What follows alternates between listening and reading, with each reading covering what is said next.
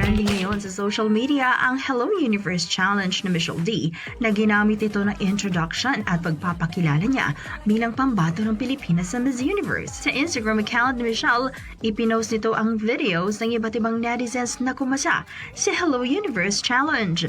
Labis na ikinatuwa naman ito ng pambato ng Pilipinas dahil isa umano itong paraan para maipromote pa ang ating bansa, lalo na't sasabak nga siya sa Miss Universe.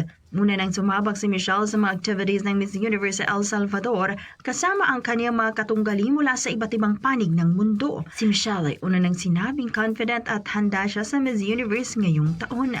Tatangkain namang sungkitin ni D ay kalimang corona para maiuwi niya ang karangalan sa bansa. 6 na araw na lamang ay malalaman na ng buong mundo ang magwawagin sa Coronation Night ng Miss Universe 2023 na gaganapin sa El Salvador. Yan ang ating entertainment news. Alex Foraque, Tatak, RMN.